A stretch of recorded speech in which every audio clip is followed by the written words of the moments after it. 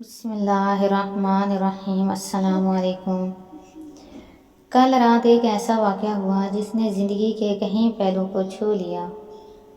قریب شام کے 7 بجے ہوں گے، موبائل کی گھنٹی بجی۔ اٹھایا تو ادھر سے رونے کی آواز آئی۔ میں نے چپ کرایا اور پوچھا کہ بھابھی جی آخر ہوا کیا ہے؟ ادھر سے آواز آئی، آپ کہاں ہیں اور کتنی دیر میں آ سکتے ہیں؟ میں نے کہا پریشانی بتائیں، اور بھائی صاحب کہاں ہیں اور ماں کدھر ہے؟ آخر ہوا کیا ہے؟ لیکن ادھر سے صرف ایک ہی رٹ کہ آپ فوراً آ جائیں۔ میں اسے مطمئن کرتے ہوئے کہا کہ 1 گھنٹہ لگ جائے گا پہنچنے میں۔ جیسے تیسے گھبراہٹ میں پہنچا۔ دیکھا کہ بھائی صاحب جو ہمارے جج دوست ہیں سامنے بیٹھے ہوئے ہیں۔ بھابھی جی رونا چیخنا کر رہی ہے۔ 12 سال کا بیٹا بھی پریشان ہے اور 9 سال کی بیٹی بھی کچھ کہہ نہیں پا رہی ہے۔ میں نے بھائی صاحب سے پوچھا کہ آخر کیا بات ہے؟ بھائی صاحب کچھ جواب نہیں دے رہے تھے۔ پھر بھابھی جی نے کہا، یہ دیکھیے طلاق کے کاغذات کورٹ سے تیار کرا کر لائے ہیں، مجھے طلاق دینا چاہتے ہیں۔ میں نے پوچھا یہ کیسے ہو سکتا ہے؟ اتنی اچھی فیملی ہے، 2 بچے ہیں، سب کچھ سیٹلڈ ہے۔ پہلی نظر میں مجھے لگا کہ یہ مذاق ہے۔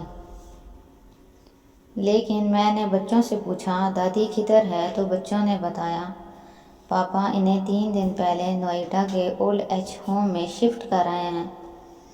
میں نے نوکر سے کہا مجھے اور بھائی صاحب کو چائے پلاؤ۔ کچھ دیر میں چائے آئی۔ بھائی صاحب کو میں نے بہت کوشش کی چائے پلانے کی، مگر انہوں نے نہیں پیا، اور کچھ ہی دیر میں وہ معصوم بچے کی طرح پھوٹ پھوٹ کر رونے لگے اور بولے میں نے 3 دنوں سے کچھ بھی نہیں کھایا۔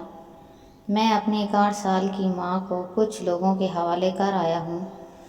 پچھلے سال سے میرے گھر میں ماں کے لیے اتنی مصیبتیں ہو گئیں کہ بیوی نے قسم کھا لی کہ میں ماں جی کا دھیان نہیں رکھ سکتی۔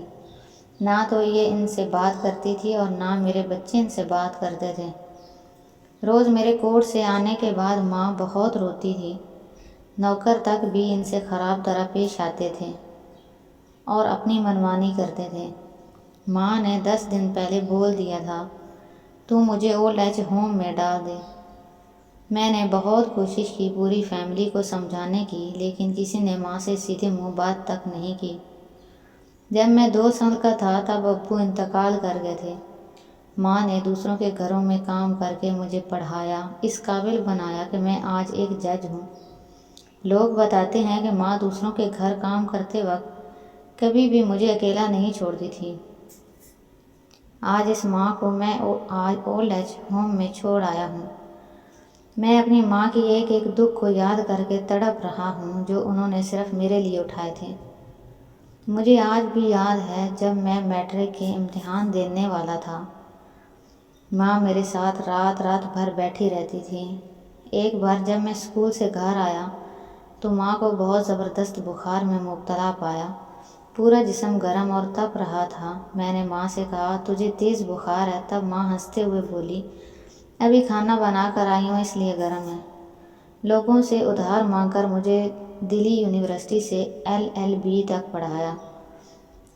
مجھے ٹیوشن تک نہیں پڑھانے دیتی تھی، کہیں میرا وقت برباد نہ ہو جائے۔ کہتے کہتے رونے لگے اور کہنے لگے جب ایسی ماں کے ہم نہیں ہو سکے تھے تو بیوی اور بچوں کے کیا ہوں گے؟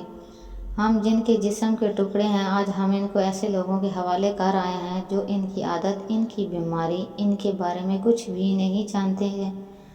جب میں ایسی ماں کے لیے کچھ بھی نہیں کر سکتا تو میں کسی اور کے لیے بھلا کیا کر سکتا ہوں؟ آزادی اگر اتنی پیاری ہے اور ماں اتنی بوجھ ہے تو میں پوری آزادی دینا چاہتا ہوں۔ جب میں بغیر باپ کے پل گیا تو یہ بچے بھی پل جائیں گے، اس لیے طلاق میں دینا چاہتا ہوں۔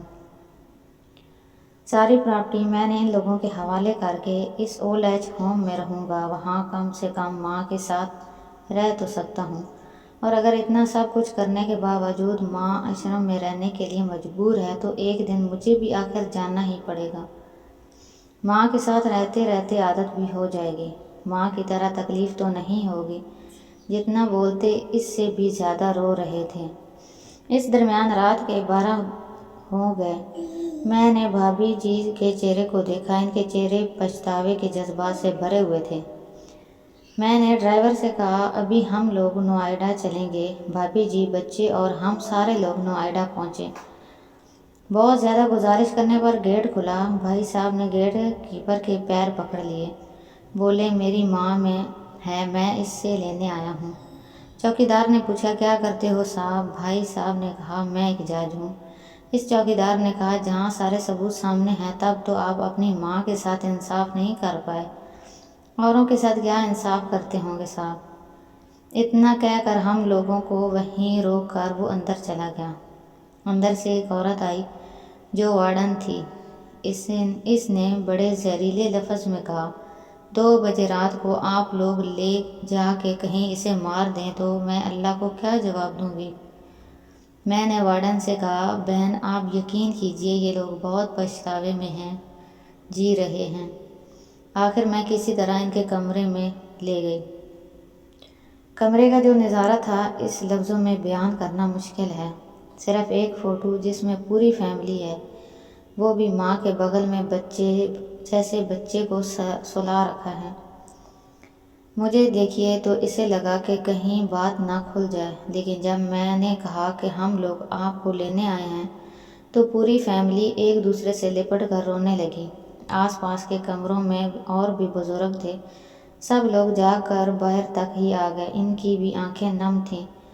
کچھ وقت کے بعد چلنے کی تیاری ہوئی، پوری آشرم کے لوگ باہر تک آئے۔ کسی طرح ہم لوگ آشرم کے لوگوں کو چھوڑ پائے۔ سب لوگ اس امید سے دیکھ رہے تھے کہ شاید انہیں بھی کوئی لینے آئے۔ راستے بھر بچے اور بھابھی جی تو چپ چاپ رہے، مگر ماں اور بھائی صاحب ایک دوسرے کے جذبات کو اپنے پرانے رشتوں پر بٹھا رہے تھے۔ گھر آتے آتے قریب 3:45 ہو گئے۔ بھابھی جی بھی اپنی خوشی کی چابی کہاں ہے یہ سمجھ گئی تھی۔ میں بھی چل دیا، لیکن راستے بھر وہ ساری باتیں اور نظارے آنکھوں میں گھومتے رہے۔ ماں صرف ماں ہے، اس کو مرنے سے پہلے نہ ماریں۔ ماں ہماری طاقت ہے، اسے کمزور نہیں ہونے دیں۔ اگر وہ کمزور ہو گئی تو ثقافت کی ریڑھ کمزور ہو جائے گی، اور بنا ریڑھ کا سماج کیسے ہوتا ہے یہ کسی سے چھپا ہوا نہیں ہے۔ اگر آپ کے آس پاس یا رشتہ داروں میں اس طرح کی کوئی مسئلہ ہو تو انہیں یہ ضرور پڑھوائیں اور اچھی طرح سمجھائیں۔ کچھ بھی کریں لیکن ہمیں جنم دینے والی ماں کو بے گھر بے سہارا نہیں ہونے دیں۔ اگر ماں کی آنکھوں سے آنسو گر گئے تو یہ قرض کئی سالوں تک رہے گا۔ یقین مانے سب ہوگا تمہارے پاس، لیکن سکون نہیں ہوگا۔ سکون صرف ماں کے آنچل میں ہوتا ہے، اس طرح آنچل کو بکھرنے مت دیں۔